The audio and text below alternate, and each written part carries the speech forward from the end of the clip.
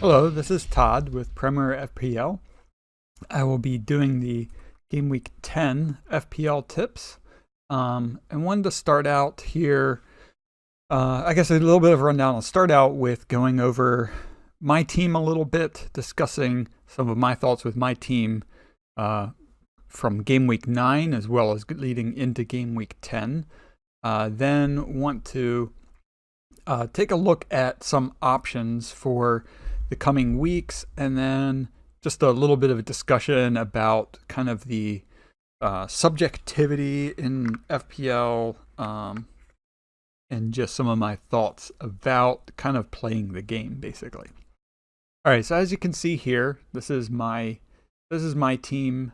I actually decided to wild card before game week 9, and basically decided to wild card after game week 8, and so activated it then and spent the next week and a half during internationals kind of playing with my team, trying to bring in some players before their prices went up. So kind of like Traore, where I brought him at 5.0 and his price went up just before his price went up to 5.1.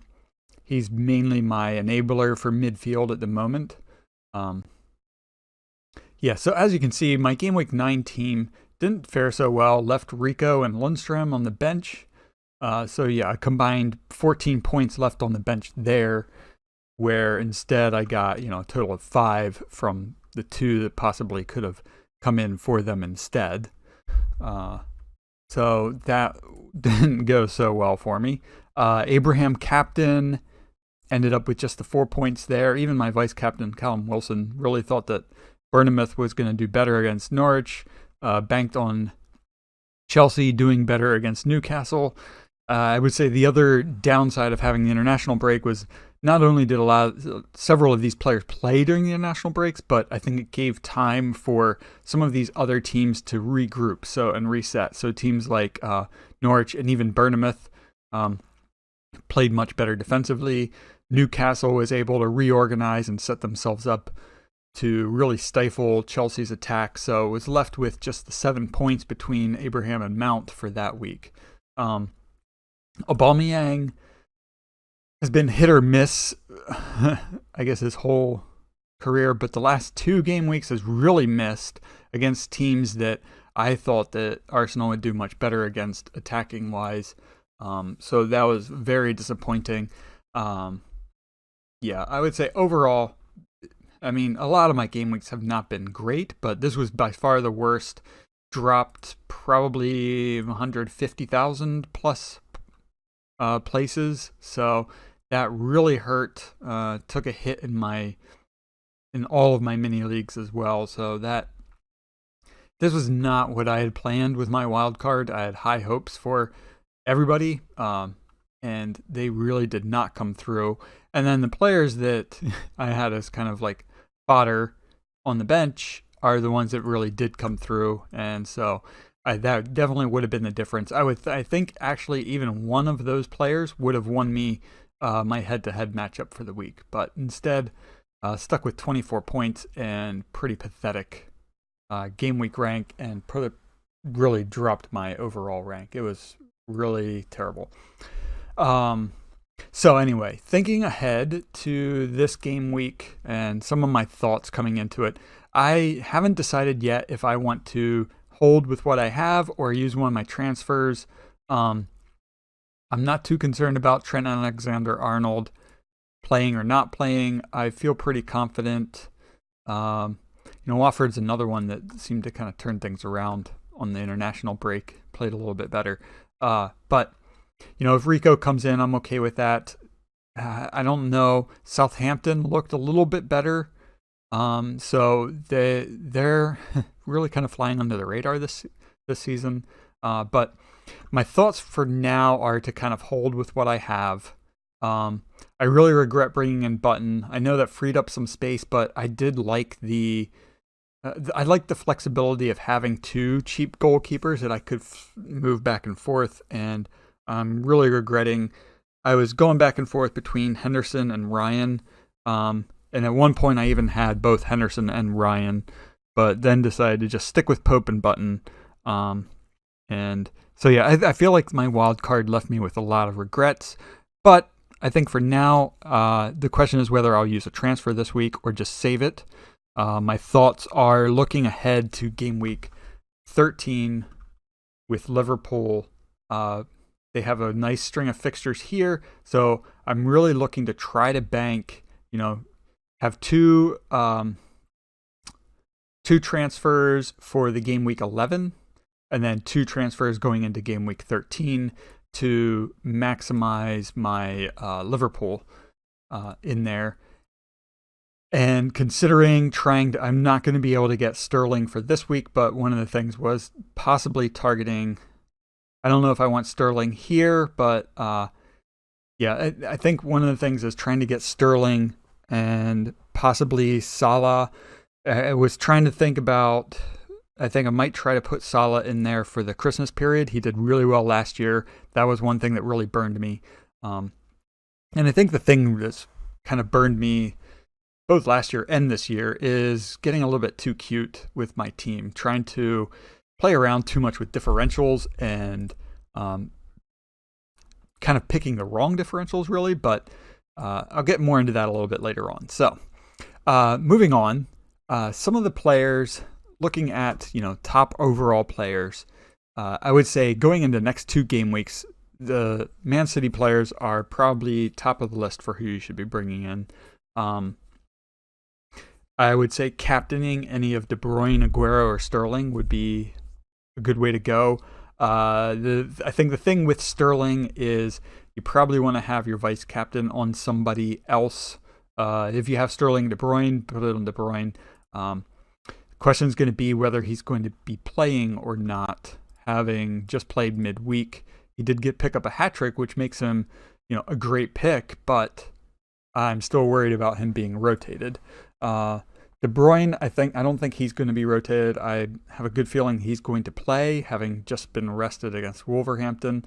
I really have a feeling that he's going to come in for definitely for the next 3 to 4 game weeks. Might get a rest here at Newcastle away, but I think he's really going to play in these next fixtures. The thing with Aguero, I don't know the exact stat, but he has started all of their home matches since something like game week 20 of last season, maybe even earlier than that. Something crazy like that. So I expect him to be playing in both of these home matches here, Aston Villa and Southampton. Great captain pick right there with Aguero. So yeah, that's some of my thoughts there. There's always the Mane and Salah debate. Currently, Mane has more points than Salah, but the thing is, there's only 4 points that separate them. Looking at just about any underlying statistic, there's very little separating them, and I think that's just going to continue all season. I do currently have plans to try to bring Salah in for a Christmas period. Overall, I do like the fact that Salah has more assist potential, so more potential to get points both from goals and assists, as well as the chance for penalties, since he is on. He should be able to get more points from penalties. The only issue is Mane is more likely to get the bonus points, whereas Salah, some of his other underlying statistics aren't so great and actually bring him down. Loses the ball slightly more frequently. There's just some things in there that he doesn't really tend to pick up the bonus points. So that's one area, that's one factor in there. All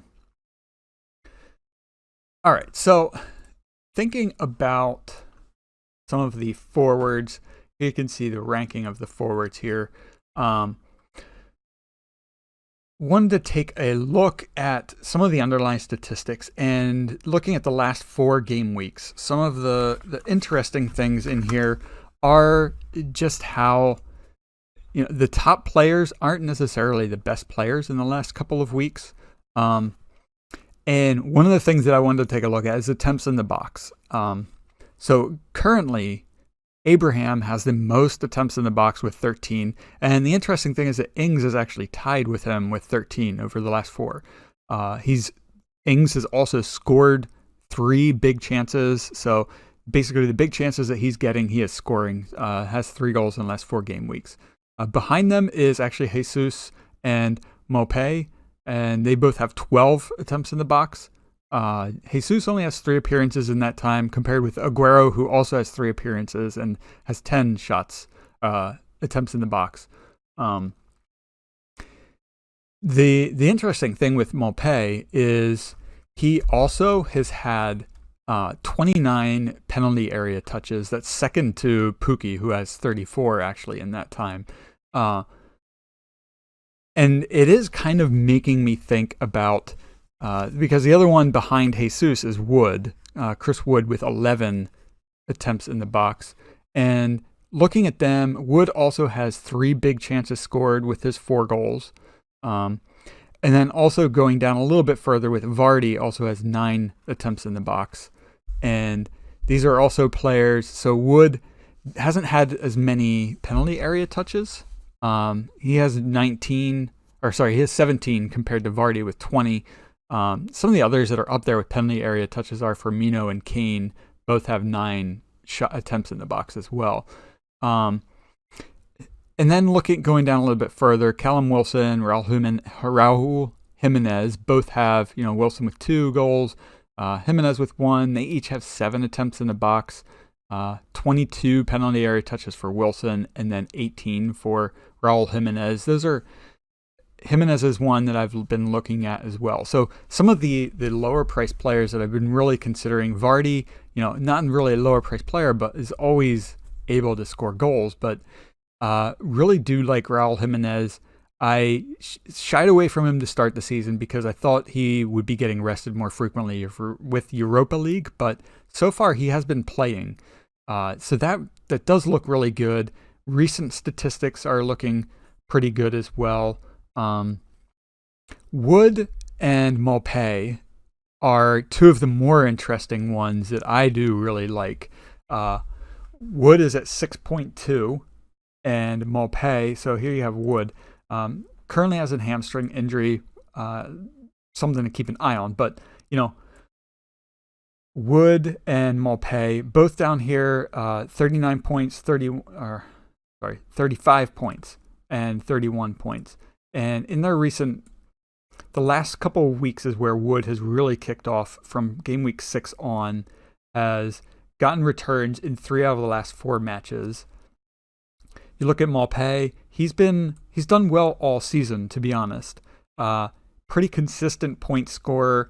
I think at 6.0, that is a really great spot. And one of the reasons why he's actually one that I'm considering transferring in, it would basically be an Aubameyang for Mopé, or Mopé transfer. And comparing the 2 of them, Aubameyang only has 14 penalty area touches to Mopé's 29. Mopé has the 12 shots inside the box, with Aubameyang at only 7. And that's 7 out of his 10 shots, compared to Mopé, who has 12 out of his 16. So Mopé is getting more touches in the box, more shots in the box, more shots overall. And, in that same period of time, Aubameyang, the last 4 game matches, Aubameyang only has 1 more goal than Mopé, and yet is almost twice the cost. So in terms of value, I feel like Mopé is probably the better choice. At 0.7% ownership, a massive differential. Wood, even a great differential. I feel like it's probably a choice between the 2 of them. I don't know that I would really want to go that light up front. Not sure that I would really want to drop Aubameyang and one of Wilson or Abraham, at least not in terms of going with 2 cheap strikers. However, that could also free up space to have, a much bigger midfield. Still waiting for Maddison to return. To give returns more, and looking at a lot of his underlying statistics, I'm actually pretty concerned about how well he is going to be doing, kind of even in the long term. Not creating a whole lot, not really getting a whole lot of great chances. Let's see, 10 shots in the last 4 game weeks. He did miss a week in there. So here, this Newcastle match, the big one. But I think I was looking at it previously and thought that he was a good pick based on some of the underlying statistics. But now, after taking a look again, I'm a little bit concerned. He had the 2 goals in the last 4 game matches here, game weeks. 1 goal against Liverpool, 1 goal against Tottenham. If he's not going to return points in the next game week, I'm definitely going to look at shipping out Aubameyang and Maddison, and I think that's really what I've been looking at doing coming up, because there are better options out there than Maddison. So if you think about on my midfielders here, if you think about, you have Jack Grealish and John McGinn here, both at 5.9, and now Grealish seems to be getting further forward, and that's not necessarily going to hinder. Well, it might hinder McGinn. I think they might be getting in each other's space. Grealish, though, is 4.6% ownership, has 1 more point. He's actually passed McGinn because of his recent matches. Now, at 5.9, it's not true enabler status, but I think it's enough of a differential and enough of a low price point to consider bringing him in. Depending on which statistics you look at, he does look at least on par with McGinn. 11 shots total compared to McGinn's 19. 5 in the box compared to McGinn's 9 inside the box. If we break it down even further to let's see, the last 2 game weeks, I think that even then McGinn has a slight edge in those areas. 9 shots compared to Grealish's 7, 4 in the box, while Grealish has 5 in the box. So, underlying statistics do point to Grealish kind of stepping his game up, and he could be the one to go with, but I don't know that McGinn is necessarily dropping off just because Grealish is in there. The other one right around him is Hudson-Odoi. In the last 2 game weeks, he has the 4 goal attempts, 4 in the box.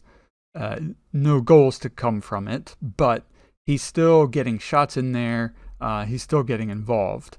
As far as the players getting penalty touches, Grealish is actually second behind Sterling with 18 over the last 2 game weeks, while Sterling has actually 19 penalty area touches. And I was concerned that Sterling was going to be shunted out farther onto the wing, but it looks like that's not really going to be the case, and I really do regret dropping him from my team at this point. Wish I had left him in there, but I don't have any way to bring him back in at this point, and I'm still debating whether I want to have him or Salah. Well, I'm still debating whether I want to bring him in prior to that Liverpool match. I think I want to wait and see how Liverpool does in the next 2 game weeks with Alisson returning, whether or not they shore up their defense. Still let in a goal in a Champions League, so they're still leaking goals, but it's something of a wait and see sort of scenario as far as bringing in Salah or Sterling for me. Mount, I feel like Mount is still a good pick. You can always take a look at who you prefer between Mount and Hudson-Odoi. Hudson-Odoi at 6.0 is, a lower price point. So, easiest way to look at him here. Hudson-Odoi, 2.9% ownership, but has brought in returns in each of the matches that he's featured this season. 3 goals in 3 matches, 3 assists in 3 matches. So it's looking pretty good for him. But again, take your pick. You want to go with a high-owned Mount, or do you want to jump on with Hudson-Odoi and hope that he's kind of the next thing coming through? currently I have Mount. I don't really have much of a choice but to stick with him. But, Hudson-Odoi looks like he could be the real deal, and getting him in now, or even having gotten him in before, is going to be a great differential, setting you apart for the upcoming fixtures. So I do still feel like, especially for my team, De Bruyne is my captain. I'm sticking with that. And I would say that any Man City player would be a great captain pick. I'm trusting to Mane, like any of the Liverpool, Mane, Salah, not bad picks considering how Tottenham has played this season. So yeah, those are just a couple of things to consider there. The one talking point that I wanted to discuss is the idea of kind of the subjectivity, the subjectiveness of FPL. The fact that, we can go in, we can look at all of these statistics and sort them by, whatever you want to look at. 4 game weeks, just last match, 2 game weeks, the whole season, look at averages, look at any of these things. But ultimately, it does come down to the fact that we need to sit at home and kind of watch these guys play and hope that they're going to return the points the way that we think they should, based on these statistics, based on the data that we have in front of us. Now, you could say the same thing, that's what the coaches hope too. They set their team up and they hope that based on the data that they have, that if their team plays the way they want them to, that they're going to win, they're going to get the goals, or, they're going to have a great defensive performance and stifle their opposition and bring in a clean sheet. So it's tough sometimes how, I'm a very competitive person when it comes to this, and it really does get hard sometimes to kind of separate the fact that, there is nothing that I can do to change the outcome of anything to do with my FPL team. I can sit here and say, Kevin De Bruyne is the best captain for this week, and who knows, maybe Pep decides that he's not even going to play De Bruyne this week. He's going to rest him. So now I'm stuck with having my captain sitting on my bench and hoping that then, my vice captain, whoever that might be, actually comes through. It does get difficult because there's nothing that I can do to influence anything with my team other than looking at statistics and hoping that the guys that I pick are going to perform the way I expect them to. With all of that said, it definitely seems like this is the most difficult FPL season since I've been playing. I'm trying to think how long I've even been playing the game. I think it's probably been about 8 or 9 years.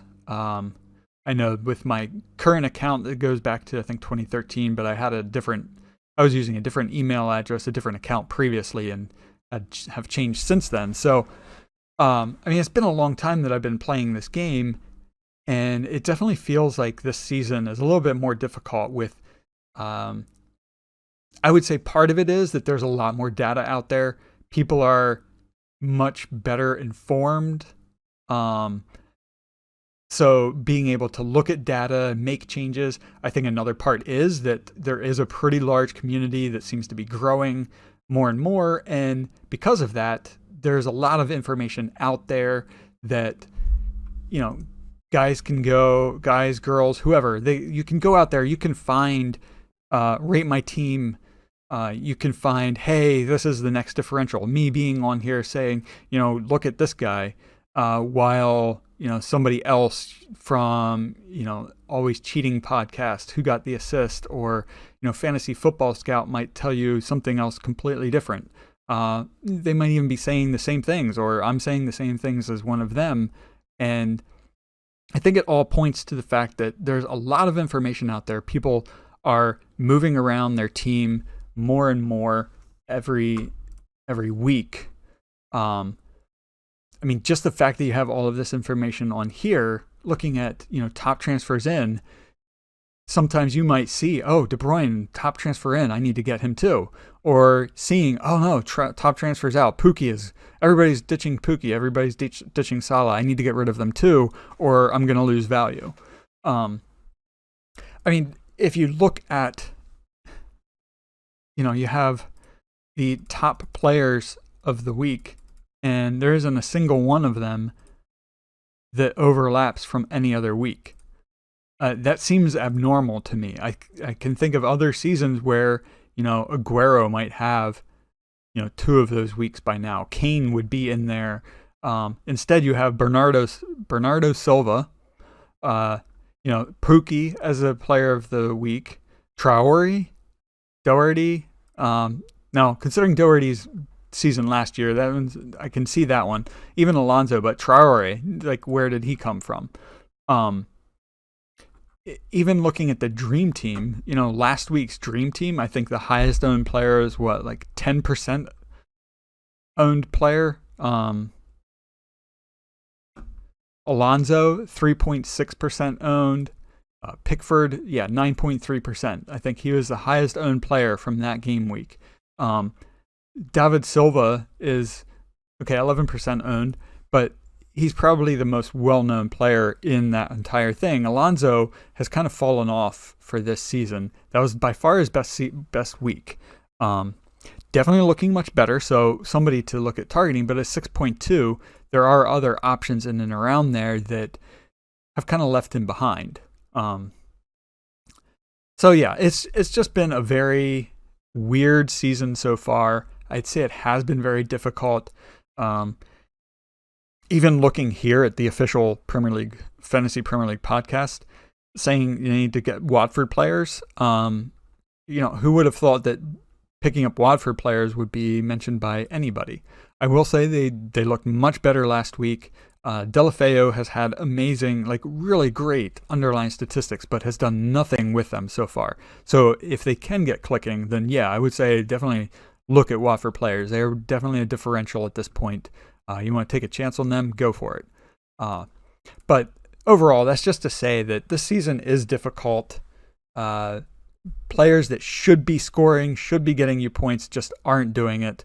Players who kind of came out of nowhere, Jack O'Connell, 0.6% ownership.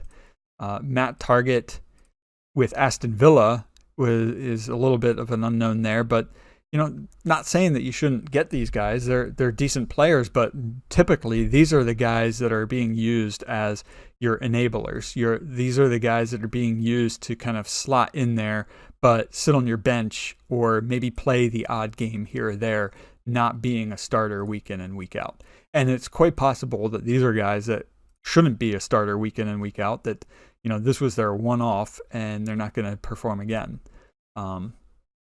But anyway, I think that's kind of where I'm going to leave it. Let me know what your thoughts are. Let me know who do you think is the best captain pick?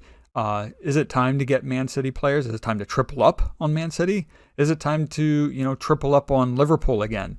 What about even getting 2 or 3 of each in your team? Is there a specific team that you recommend targeting for this week? Would really love to get some ideas.